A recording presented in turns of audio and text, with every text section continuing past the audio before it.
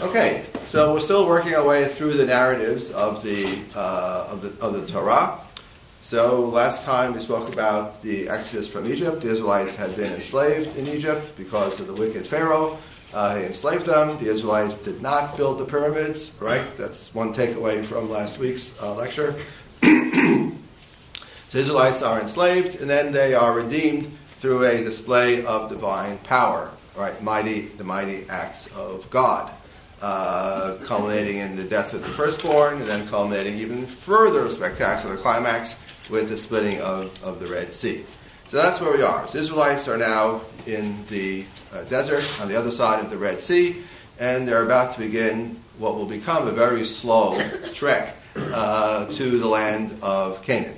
And that's the master narrative. The Torah, however, throws all kinds of things in our direction, so we're distracted from the story. We'll talk about that next time. But in the meantime, here we are still at the story. So the passage of the Red Sea certainly is climactic, right? That's the movie Ten Commandments has that terrific scene, right, of the splitting of the Red Sea.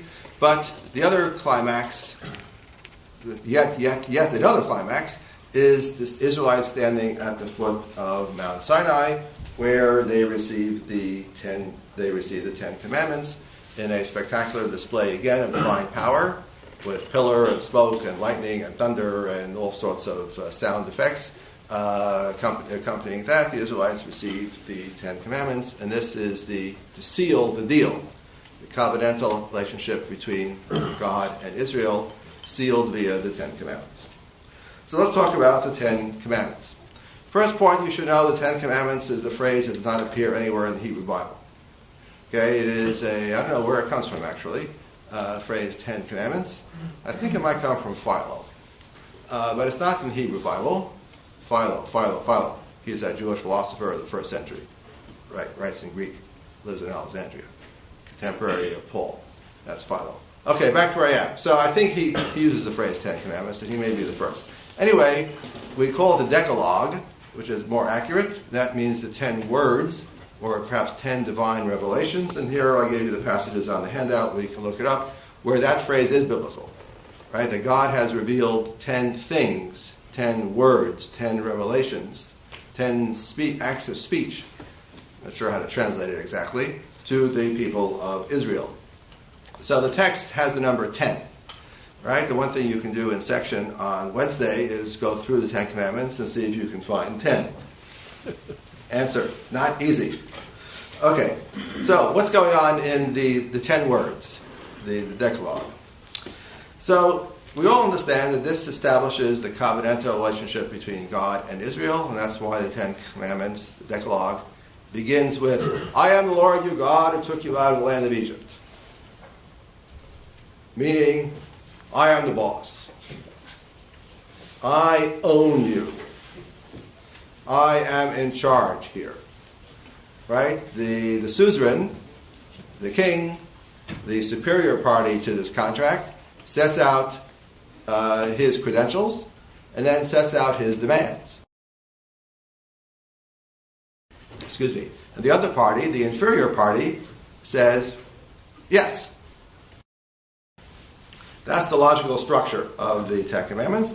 And Cohen talks about this, that this is illuminated by numerous treaties of the ancient Near East, where the superior party more or less has the same logical structure in a treaty or a contract with an inferior party.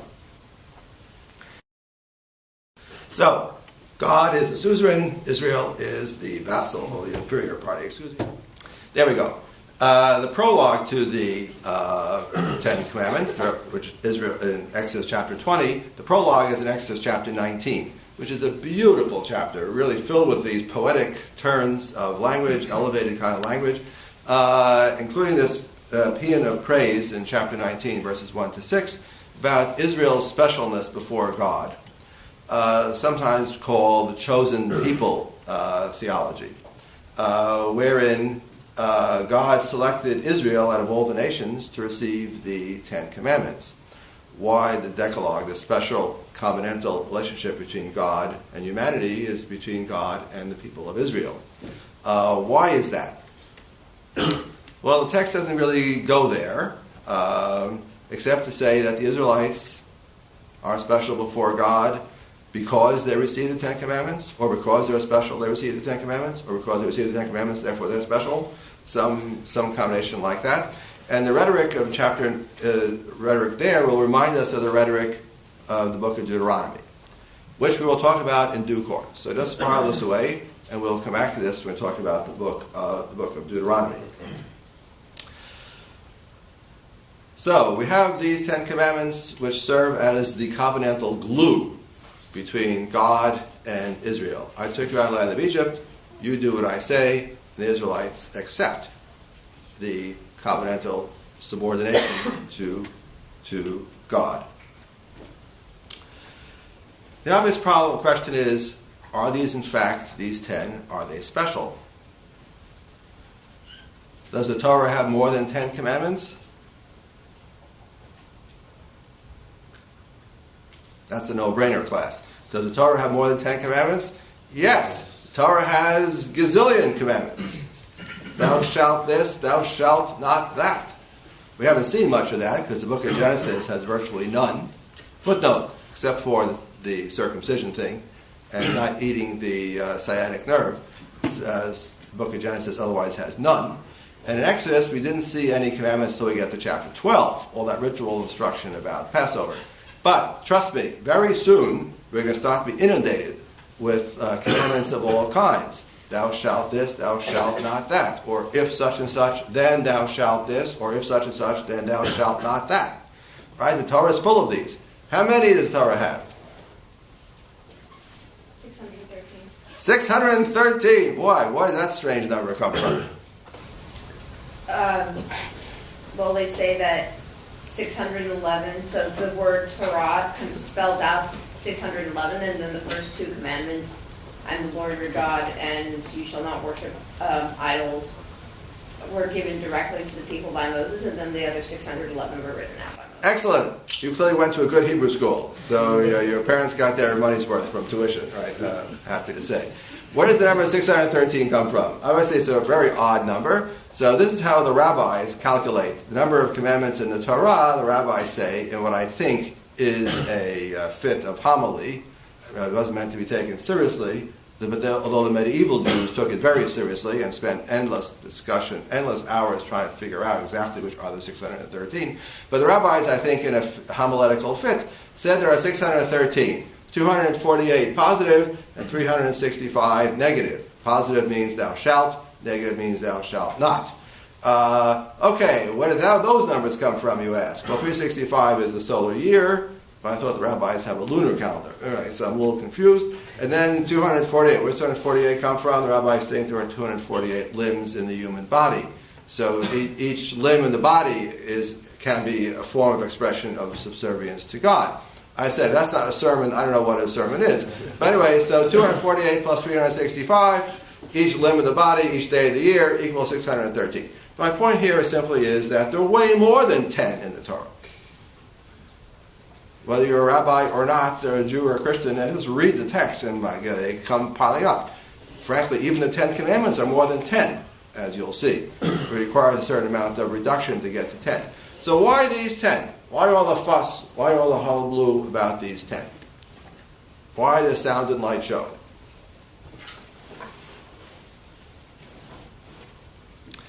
Answer, the text nowhere explains this. I think the question jumps out at you, what's special about these 10?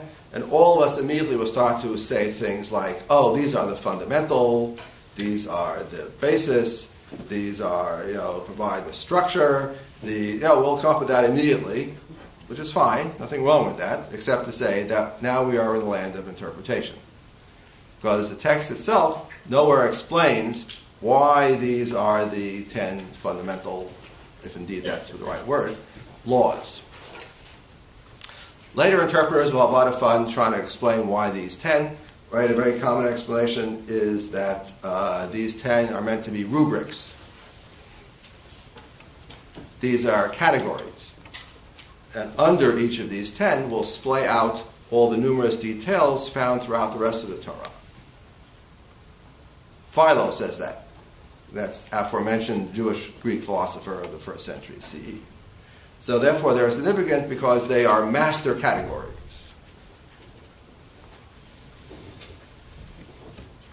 Okay, to which I respond, maybe. Yeah, it's possible.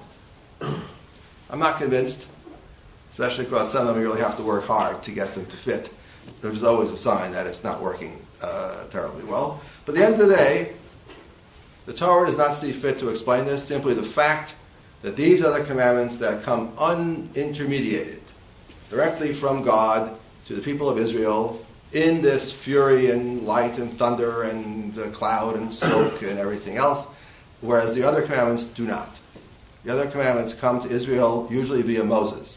God speaks to Moses, Moses turns around and then repeats them to the people of Israel.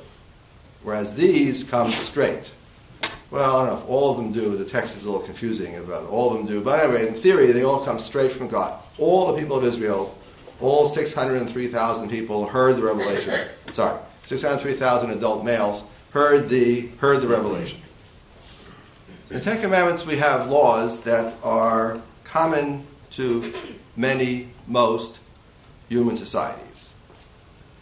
The obvious ones are prohibition of murder, theft, adultery.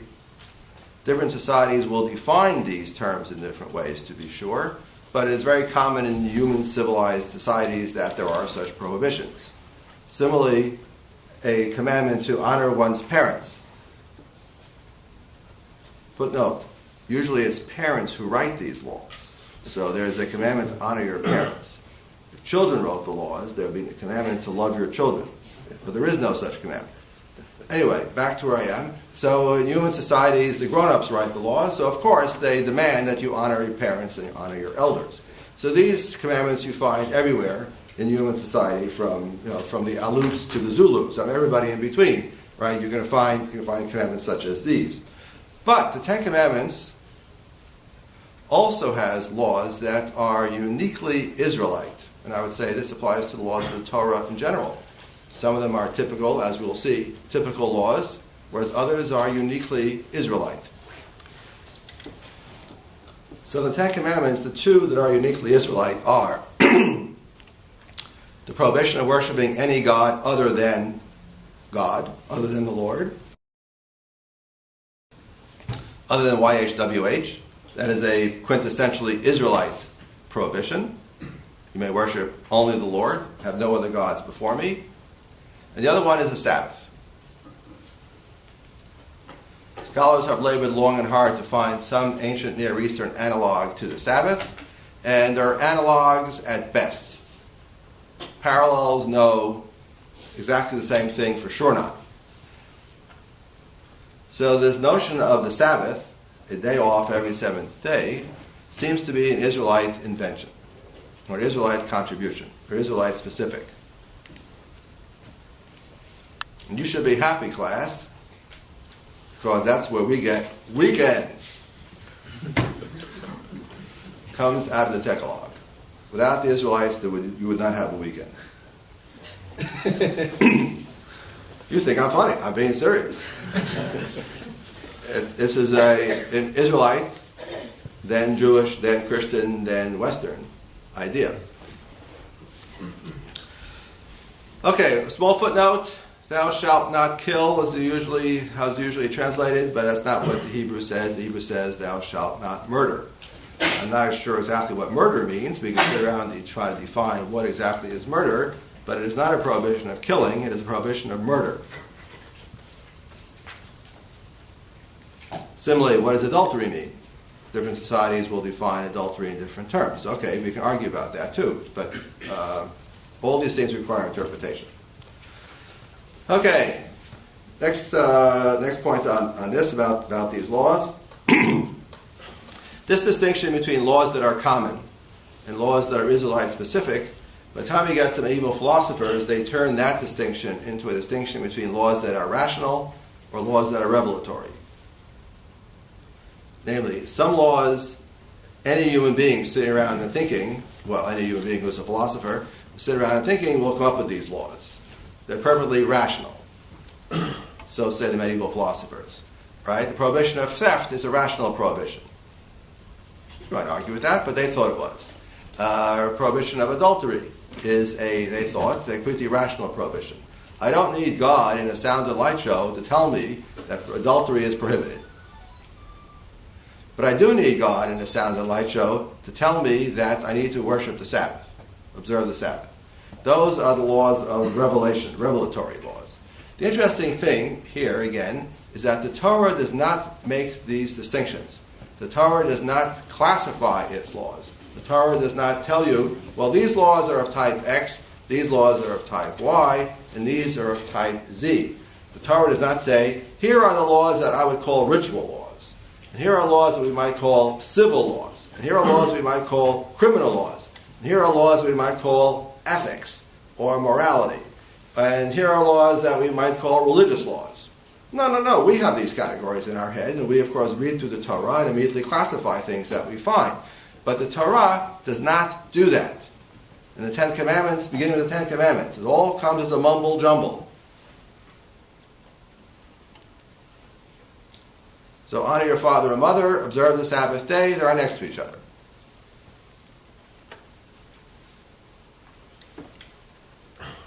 We'll see that most spectacularly when we get to Leviticus 19, which a text that modern Bible scholars attribute to P, or, here's a new one, class, H.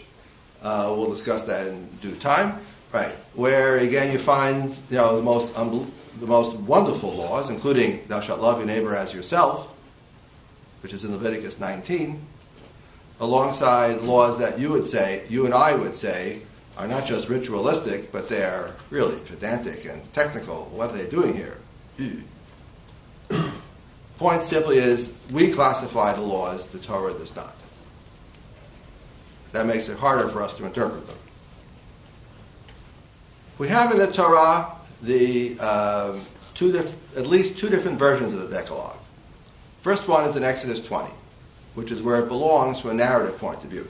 The Israelites have left Egypt, right? The spectacular display of divine power. They wander in the desert for a few days, and they come to the foot of Mount Sinai, which is what it's called in Exodus.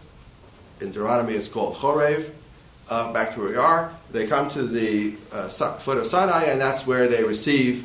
Moses comes down with the Ten Commandments, with the Decalogue, and a spectacular display of divine power. So that's where it belongs from a story point of view. However, there's a second version of the Decalogue in the book of Deuteronomy. Deuteronomy we will read in a couple of weeks. So Deuteronomy is Moses speaking. Moses giving a retrospective farewell discourse, or actually a bunch of discourses, one after another, which Moses is about to retire, that is to say, die, right? And Moses has some final parting thoughts for the people of Israel. And in that, he gives a retrospective about his life and career. And along the way, near the beginning of one of these discourses, he then reminds the Israelites about what happened on that day when they beheld the spectacular power of God, and the heavens rumbled, and here came the 10 words. So there in Deuteronomy, we have a reprise of the 10 Commandments. Now, class, is the version of Deuteronomy exactly the same as the version in the book of Exodus? This should be a no-brainer, class. Is the version in Deuteronomy the same as the version in the book of Exodus? No. Is it almost the same? Yeah, but it's not exactly the same. Now, this should bother us. Especially Moses, doesn't Moses remember the 10 Commandments? I mean, Moses, please, it's the 10 Commandments. Right, you can't get the 10 Commandments straight? Why does it change from Exodus to Deuteronomy? Well, if you are a traditionalist, then you would say, well, Moses, these are not different conflicting versions of the story, rather they're different aspects of the 10 Commandments. Or the way the rabbis say it in a particularly pithy comment, when the commandment to observe the Sabbath and the commandment to remember the Sabbath were given at one moment. That is to say, a human being cannot say two different things at one time. You can talk fast, you can mumble, you can sing, but you can't say two different words at the same time. God can. So when God said, remember the Sabbath day in Exodus, or observe the Sabbath day in Deuteronomy, he said both at the same time. You say that's impossible? Okay. If you don't like that explanation, and you are a traditionalist, I'm not sure what else you can say. But for modern Bible scholars, of course, it's obvious that we have here a slightly edited version of the book of the Ten Commandments, right? And most Bible scholars would agree that the Ten Commandments has a long and complicated evolutionary history. It begins shorter, and it gets longer, and it gets longer, and it gets longer. And the one we have in Exodus, one in Deuteronomy, represent two different culminations of this editorial process. The difference is most evident in the Sabbath commandment, where the reason for the Sabbath commandment is different.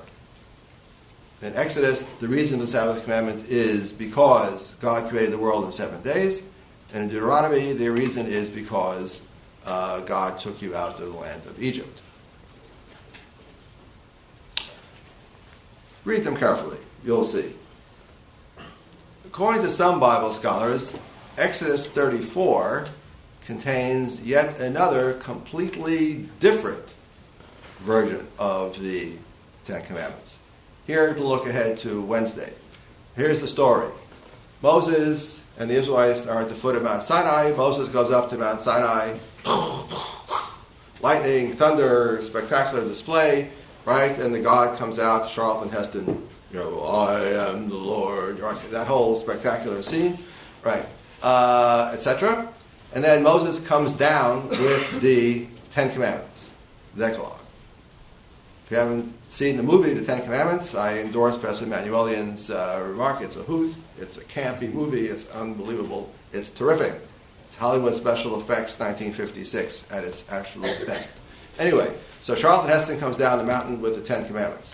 What happens when Charlton Heston comes down the mountain with the Ten Commandments? Is he happy with what he sees, class? No, he's very unhappy. The Israelites are very bad, very, very bad. Right, I'll talk about this on Wednesday. Right, so he hurls down the Ten Commandments, smashes them. Then we have some going on, which I'll skip at the moment, and then ultimately he gets to write another set of commandments. And it sure looks like Exodus 34 is that second version of the Ten Commandments. So many modern Bible scholars have argued that this is not simply more laws, it's meant to be the new second set of Ten Commandments. And the problem with that is it doesn't look at all like the first version. So I'm not sure what to do with this. I'm not sure what the latest thinking is on the subject of Exodus 34, but I'm willing to say, have a look at it and see what you think. Okay, so I'm simply doing due diligence, right? Exodus 34, modern Bible scholars suggest that's the version in the narratives framework. That's the second version of the Ten Commandments. And outside the narrative framework, perhaps it was a different version, a different conception by a different writer of a different school about what were the Ten Commandments, the Decalogue. Okay. Something else you'll do in section, I hope, is to read through the Ten Commandments and try to find 10. The problem is that for any natural reading of the text, there are way more than 10. You have to pare down to get 10. So typical Jewish readers made things worse by saying that I am the Lord your God is a commandment. To which I would respectfully respond, that's not a commandment. I am the Lord your God is a prologue. It's a preface. It's a statement of power, a statement of credentials. It's not a commandment. Yeah, I know. But Jewish philosophers argued that it was a commandment. So they add to the trouble by adding yet another commandment, so make it harder to find 10.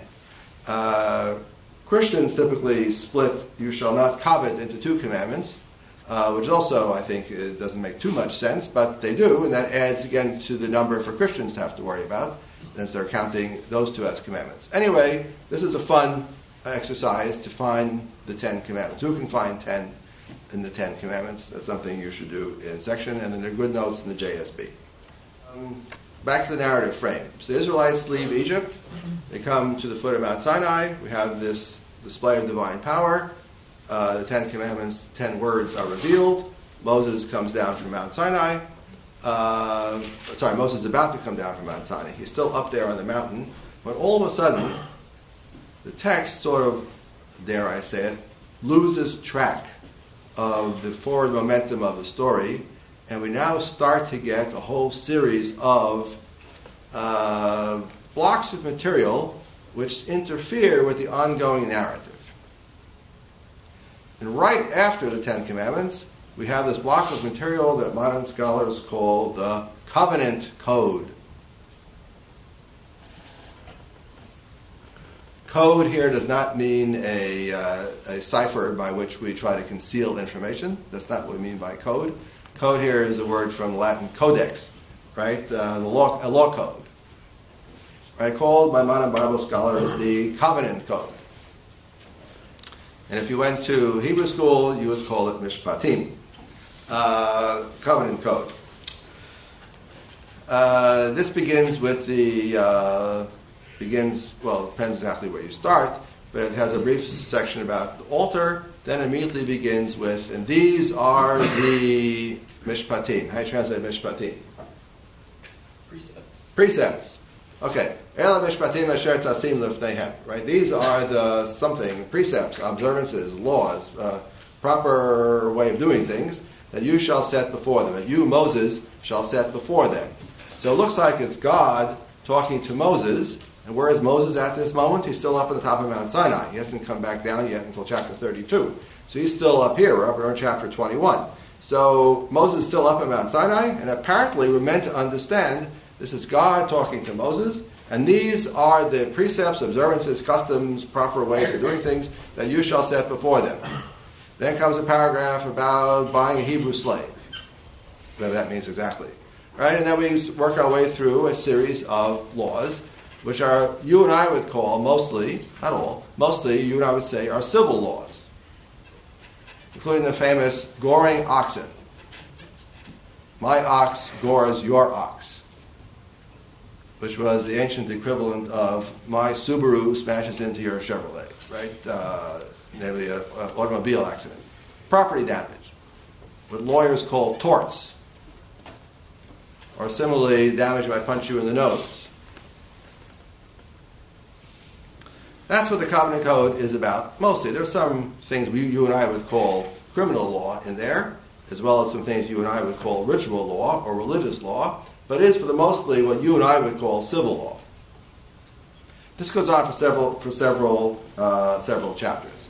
As scholars have long noted, the content of these laws, especially the civil laws part,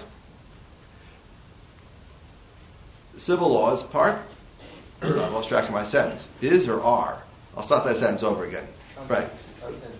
Content is. The content of these civil laws is very similar to the content of the great law codes of the ancient Near East. The most famous of these is the Code of Hammurabi. I'm sure you heard about it in high school history, right? But how the Code of Hammurabi is not the first or only of these great civil law codes, the great law codes of the ancient Near East. There are a whole bunch of them. And just as the Israelite flood story seems to resemble and share many characteristics with the old Babylonian flood story, similarly, the laws of the Covenant Code seem to share many characteristics and fundamental points of connection with the great old Near Eastern law codes.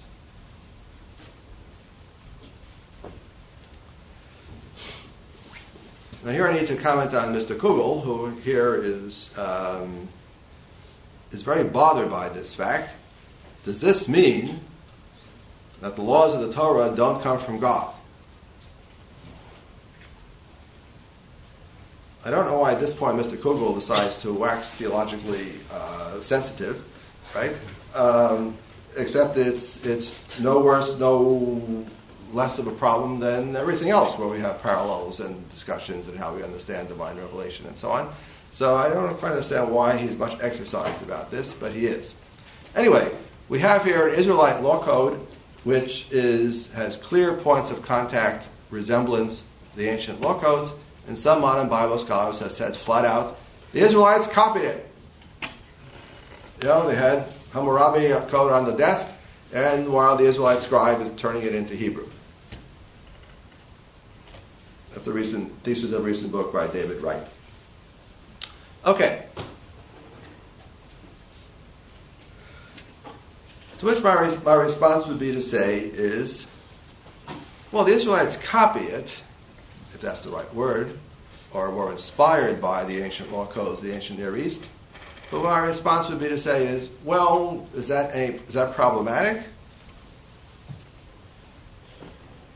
By whose law codes should they be inspired, if not by the codes of the ancient Near East?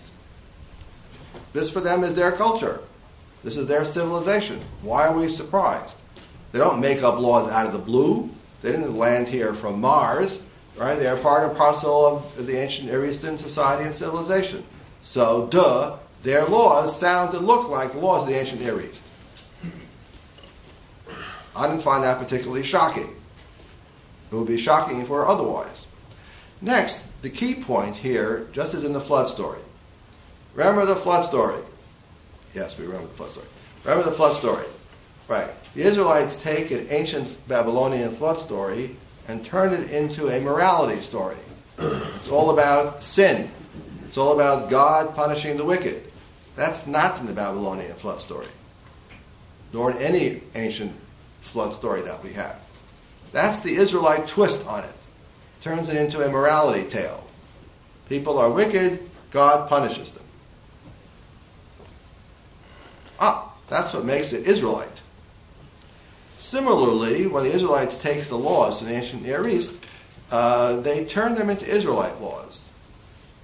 They are no longer the same as they once were. They're now something different. And here are 3 bullet points, which I think discuss this point. And here I'm much indebted to a famous article by the late Moshe Greenberg. The article is called "Some Postulates of Biblical Criminal Law," which he brings out these points and does so brilliantly. At least I think so. So here are these fundamental points. Or rather, how do we see Israelite society, culture, values in a law code which is otherwise indebted to the great law codes of the ancient Near East? Well, answer is we do. First, God himself is the legislator.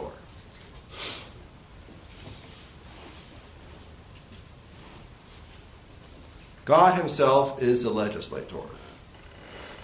Elsewhere in the ancient Near East, the legislator, the legislative authority, is the king.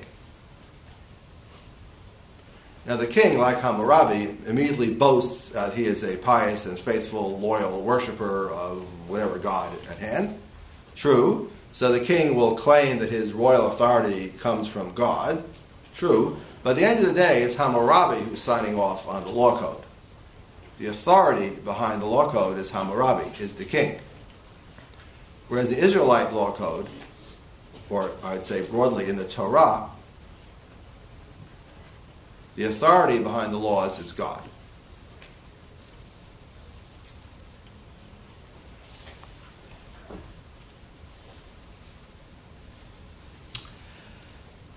In fact, as some modern Bible scholars have observed, and as far as I know they are correct, the idea that you have in the book of Deuteronomy that the king is subservient to the law is an innovation of Israelite political thinking. The idea that even the king has to obey the law, even the king is subordinate to the law, that there is no sovereign immunity. That seems to be a product of Israelite political thinking. And that's witnessed here in this law code because God is the legislator, not the king.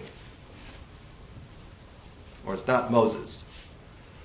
Now there's an interesting footnote, interesting problem here. We get to the book of Deuteronomy. Moses occasionally does talk in the first person singular, or often the first person singular in Deuteronomy. It's not clear whether it's God first person singular or it's Moses.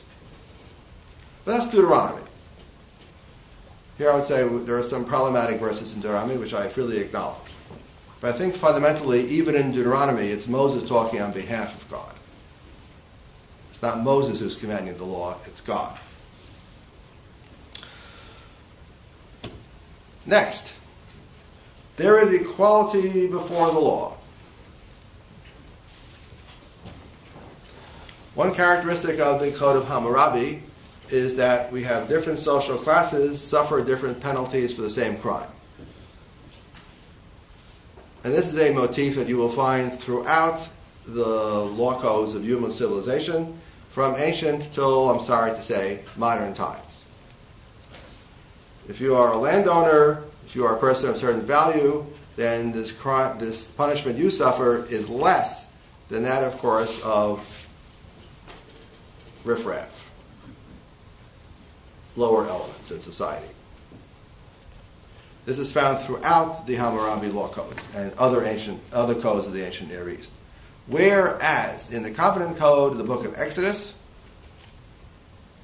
there are no such distinctions. A criminal is a criminal is a criminal. A malefactor is a malefactor. Social class is not mentioned because it apparently is irrelevant.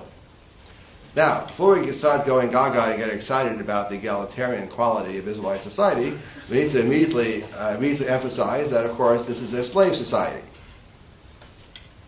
So let's not get too carried away by this egalitarian ideal of ancient Israelite law. Okay, we've got to acknowledge that. That's there. But, as I said again, right here there is an egalitarian streak, which is conspicuously absent in the other great ancient law codes of the ancient Near East, and is conspicuously found in these laws, both of the Covenant Code and indeed generally in the Torah. And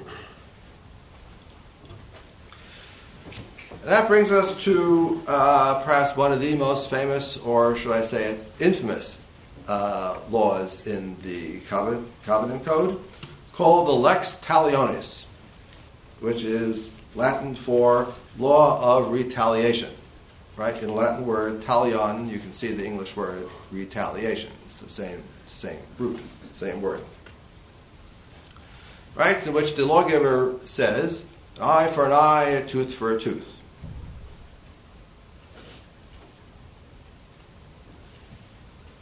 A hand for a hand, and a hand for a hand, or a foot for a foot, or perhaps leg for a leg. A burn for a burn, a blow for a blow, or a wound for a wound. That's the fullest version of it in Exodus 21.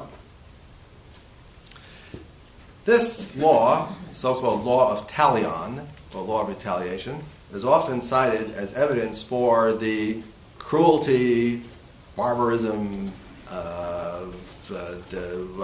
pick some other not nice words, right, about the ancient biblical law, right? And we need to wait for moral progress to get beyond the law of eye for an eye.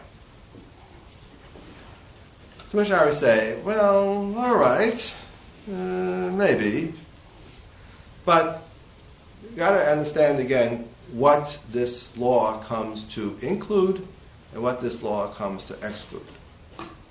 That human society can progress beyond eye for an eye, I freely acknowledge, but we need to acknowledge that within its context, an eye for an eye was indeed progressive. It was not cruel at all. Because what an eye for an eye means in context, I think, is that there is to be fair and just compensation for injury. So an eye for an eye means an eye for an eye, not two eyes for an eye. Or not an eye and an ear. Or not an eye, an ear, and a neck for an eye. Arguing that there is to be fair compensation. Similarly, the idea that I damage you, I cause you harm, in reply you cause me harm, can be progressive if the alternative is I cause you harm and you kill my children. If that's the alternative, then I would say eye for an eye is pretty damn progressive. There's a lovely note on this point in the JSB on 2131, right, where the scripture has an odd verse about the goring ox, where the scripture adds the line about the goring ox, and it says, "Ben yigach o bat yigach kamishpat hazeh ye'aseh lo," right? And if the goring ox strikes a son or a daughter, the same rule shall apply. Namely, that we kill the ox.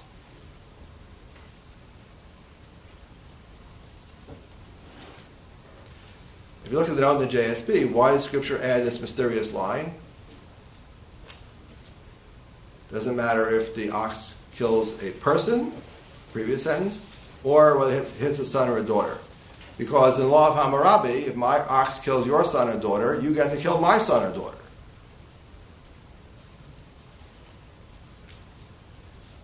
So the Israelite law comes to say, no, we don't do that.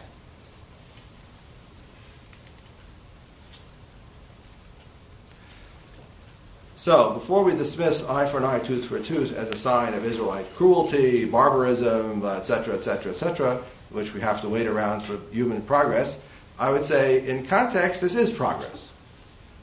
Because it all depends, the question is, compared to what, compared to whom, in what context? And within that context, I think eye for an eye is perfectly progressive.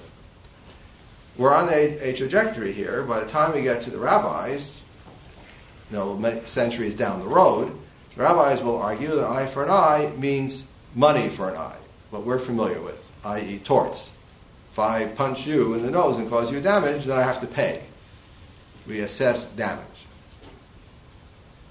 That's what the rabbis say is what the passage really means. And here I have to admit, I'm not sure the passage really means money for an eye, but I acknowledge what the rabbis are trying to say is that the passage means fair compensation. And by that criterion, eye for an eye is indeed progressive, or indeed is not unreasonable. So check the syllabus before Wednesday's class, because there probably will be major changes. And I look forward to seeing you on Wednesday.